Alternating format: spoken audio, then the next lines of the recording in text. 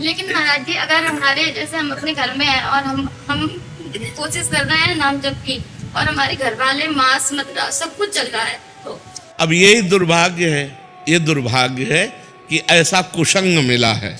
मतलब अब इसको हम क्या कह सकते हैं कि एक व्यक्ति है जो भगवान के नाम का जप करना चाहता है भगवान, लेकिन फिर भी भक्ति हो सकती है, क्योंकि जब लंका में भक्ति हो सकती है तो भक्ति हो सकती है, नहीं हो सकती।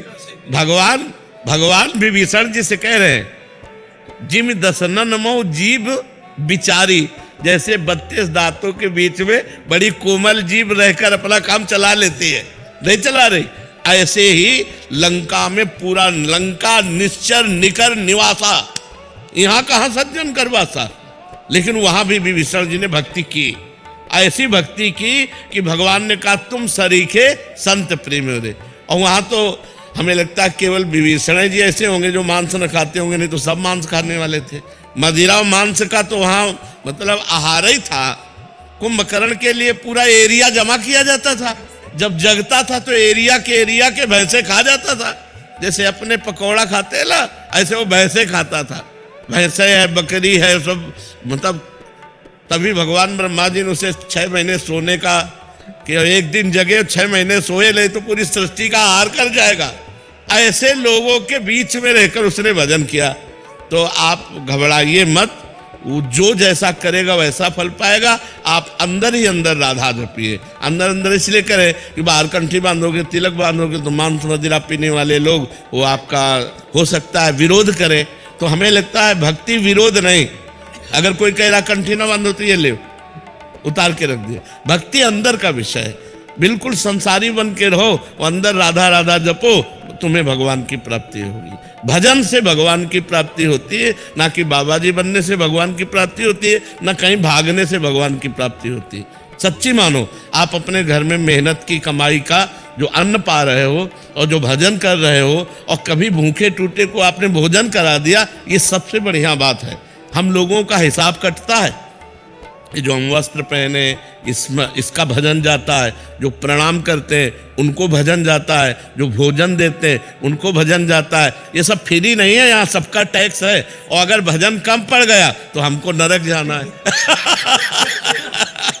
हरे हरे शिष्ट धन शोक न हरई, सो गुरु गोर नरक मा परई। अच्छा, आप इस भागवतिक टैक्स से बचे, मेहनत की कमाई से कपड़े पहनते हैं, मेहनत की कमाई खाते हैं, और अपनी मेहनत की कमाई दूसरों को भी दे देते हैं। गौ सेवा, संत सेवा, आए हुए अतिथि की, भिक्षुक की सेवा। तो गृहस्थी धर्म बहुत बड़ा है।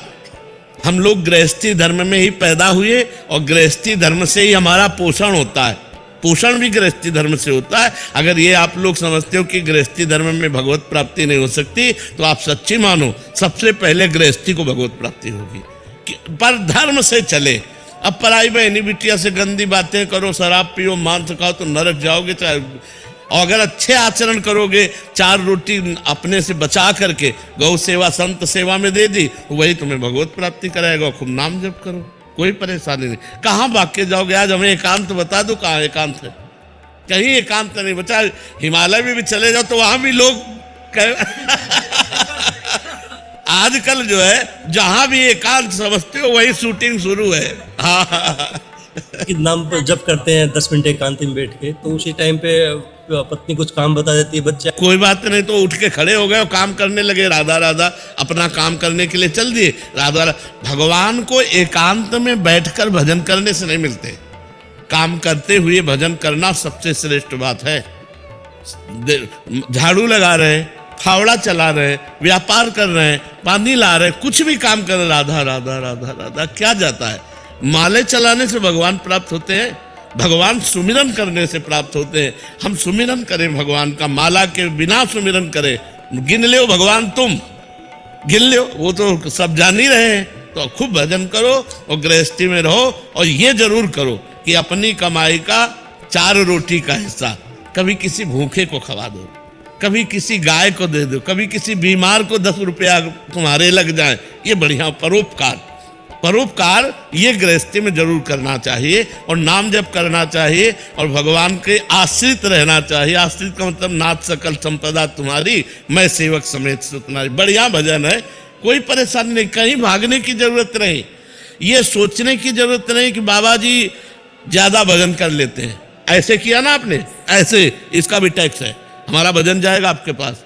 आप साष्टांग लौट गए ना, ये खुशी की बात नहीं है तुम्हारे पुण्य जा रहे हैं। अगर भजन नहीं करोगे तो वो साष्टांग वाला पुण्य ले गया और तुम नरक जाओगे।